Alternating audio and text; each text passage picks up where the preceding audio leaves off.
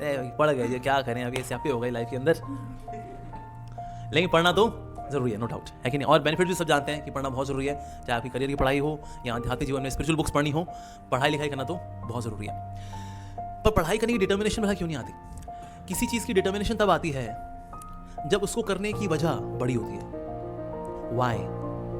तो कभी अगर इसका पढ़ाई करने का मन ना करे तो ना अपने आप से पूछें, अगर वो व्यक्ति, कि ना मैं मुझे पढ़ना क्यों है, वाई, क्यों। आपका क्यों जितना बड़ा होगा, आपका क्यों जितना भारी होगा, उतना ज़्यादा आप डेस्परेट होकर पढ़ाई करने के लिए। अगर आप पूछते भाई क्यों पढ़ना है, बस ठीक है सब पढ़ रहे हैं तो हम भी पढ़ ही लेते हैं, और क्या आप पढ़ पाओगे ऐसे में।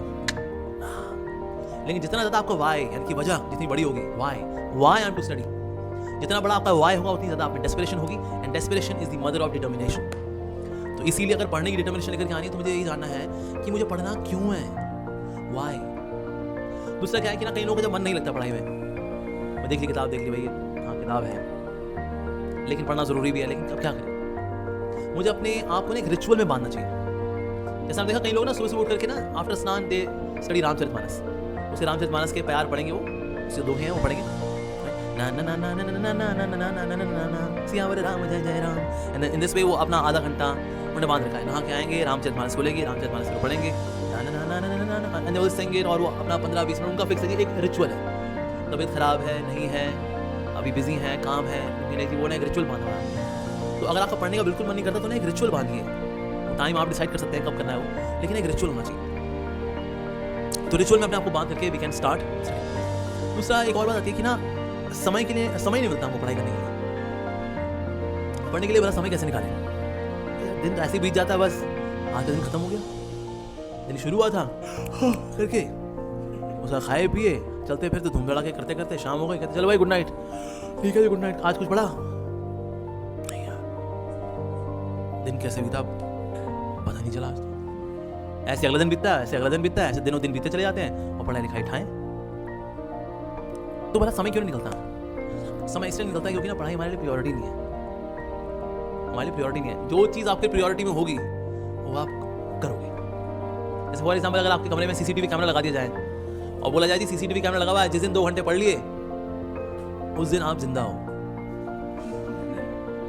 जिस दिन आप 2 घंटे नहीं पढ़ पाए तो हॉस्टल के बाहर एक बंदा है पिस्तौल लेके बैठा हुआ है, सीसीटीवी कैमरा देख रहा है, भाई ये तो आज 2 घंटा नहीं पढ़ा, वो ढूंढ देगा आपको। तो सीसीटीवी कैमरा के आगे बैठ करके पढ़ोगे आप, भाई देखो काउंट मैं 2.25 घंटे पढ़ा हूँ, गोली मत मारना, देखो टाइम देख लो इतने वैसे इतने पढ़े हैं, देखो हमें मारना नहीं, आप पढ़ेंगे नहीं पढ़ेंगे क्योंकि जान बहुत प्यारी है ना, क्योंकि हमारी जान हमारी प्रायोरिटी है, इसीलिए पढ़ना भी प्रायोरिटी हो जाएगा। क्योंकि पढ़ना प्रायोरिटी में नहीं है इसीलिए उसके लिए समय निकलता नहीं। हमारे मेरे कई सारे मित्र हैं, ब्रह्मचारी भक्त हैं, वो रात को भगवान श्री कृष्ण लीलाएं पढ़कर सोएंगे, चाहे कुछ रात के 12 बजे होंगे ना, कहीं से आए सेवा से आए, रात के 12 बजे होते हैं, रात के 12 बजे भी वो कहीं ना कहीं बैठे होंगे, कहीं ना कहीं रोशनी में, यहाँ तो सारी लाइट बंद होती है तो स्ट्रीट लैंप के नीचे बैठे होंगे, वहाँ बैठ करके 15-20 मिनट भगवान की लीला पढ़ करके सोएंगे, क्योंकि वो प्रायोरिटी है। जो चीज़ प्रायोरिटी में होगी उसके लिए समय तो निकलेगा ही निकलेगा। एक और चीज़ आती है कि ना हमें फास्ट रीडिंग करनी चाहिए, स्लो रीडिंग करनी चाहिए। कुछ चीज़ें होती हैं ना जो आपको सिर्फ इन्फॉर्मेशन के तौर पर चाहिए, जैसे अखबार पढ़ना, अखबार क्या होता है भाई थोड़ी बहुत इन्फॉर्मेशन लेनी बस, then so you can do fast reading, मोटा मोटा अच्छा अच्छा ठीक है ये ठीक है और लेकिन अगर कोई चीज़ की डीप कॉम्प्रीहेंशन चाहिए तो फिर हमको उसको स्लोली पढ़ना चाहिए। And slow reading is more relishing,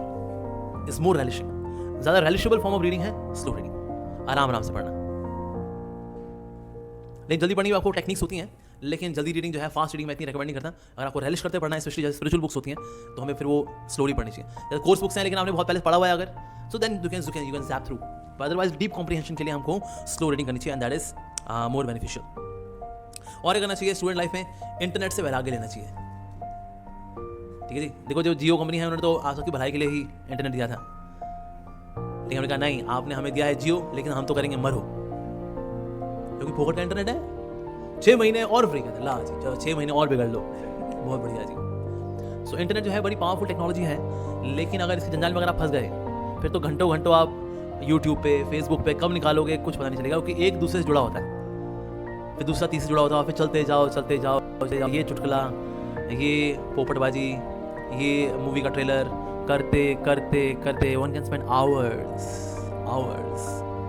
तो बहुत बड़ा दुश्मन है स्मार्टफोन और उसका बड़े भैया इंटरनेट, दोनों आए हैं आओ बच्चों के करियर खराब करें, आओ पढ़ने वालों की पढ़ाइयाँ खराब करें। आई सी इन मेट्रो, लोग मेट्रो ट्रैवल करें, एक बंदा किताब नहीं खोलता, एक बंदा हो जो कोई किताब खोल कर कुछ पढ़ रहा हो, वही टाइम पास करें, यहाँ से नोएडा जाना है, द्वारका से नोएडा मतलब 1.5-2 घंटा, कोई बंदा किताब नहीं खोला, सब स्मार्टफोन पे होते हैं और सब वही देख रहे हैं, कोई ना कोई मूवी देख रहा है, कोई टीवी सीरियल देख रहा है, कोई WWF रेसलिंग देख रहा है, कोई कैंडी क्रश खेल रहा है, कोई PUBG खेल रहा है, वही है, दैट्स इट।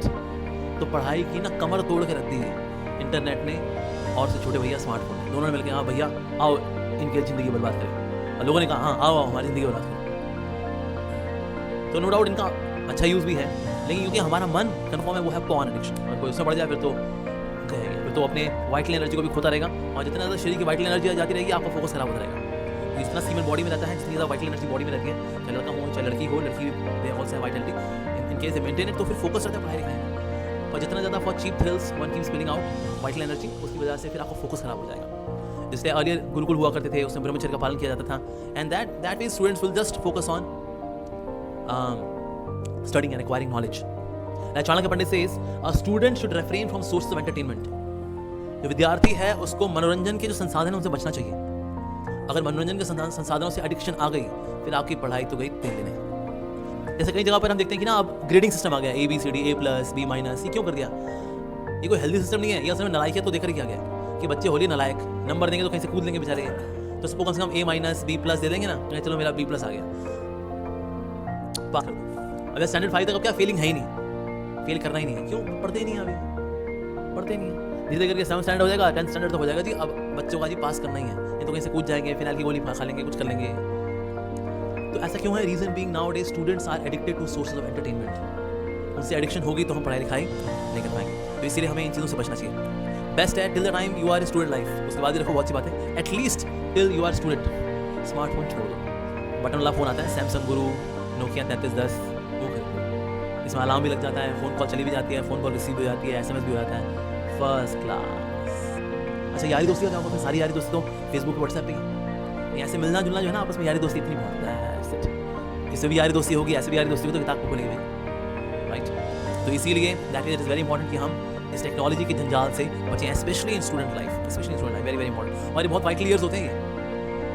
इस समय में अगर आपने गपशप में किसी को लाइन मारने में, किसी को स्क्वायर मारने में, किसी को हाइपरबोला पैराबोला मारने में अगर आपने निकाल दी, बाद में सिर्फ आपके हाथ में एक ही चीज़ बचेगी, पछतावा। पछतावा।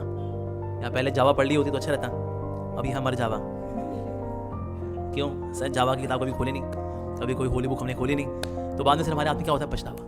मेरे कई ऐसे दोस्त हैं जिन्होंने, मैंने 2004 में अपनी इंजीनियरिंग कंप्लीट की थी, 10 साल बाद तक भी 25,000 30,000 रुपये की टुच्ची नौकरी कर रहे हैं। क्यों? कुछ आता ही नहीं। तो पूछो और क्या सीखा फिर आपने, क्या आता है आपको? मैंने सीधा बाली खरीदना आता है और सैंडल खरीदनी आती है और सैंडल खानी आती है, बस, इसके अलावा कुछ आता नहीं। तो ऐसे लोग भले कहीं चले जाएं लेकिन इंटरव्यू में तो इनका डब्बा गोली है, फिर ये कि RETD कोई नौकरी कर रहे होते हैं 25-30 हज़ार रुपये की, ये थोड़ी होता है बाबा। तो ऐसा इसलिए होता है, रीज़न बीइंग जो कॉलेज के जो दिन होते हैं, रंग बिरंगे दिन, कलरफुल डेज, वाह ये हीरो है, वो हीरोइन है, वो चलना, वो फिरना, वो टाइट जीन्स, वो साइड लॉन्ग ग्लांसेस देना, अरे बाद में ही सोच रहे थे यार क्यों किया उस वक्त किताब खोल ली होती कितना अच्छा होता। तो बाद में सिर्फ एक चीज़ बचती है, उसको बोलते हैं पछतावा। पछतावा बचता है सर। तो इसीलिए बैड एसोसिएशन से बचना चाहिए, और जो लोग पढ़ने के लिए ज़्यादा सीरियस हैं ऐसे लोगों का संग करना चाहिए। दोस्त who are more inclined towards studying, तो ऐसे लोगों को देख करके, उनकी स्टडिंग हैबिट्स को देख करके इंस्पिरेशन मिलती है, उनके साथ बैठ जाओ कि मैं साथ बैठा हूँ, you can sit with them and then you can study. तो इसलिए that is also very helpful association.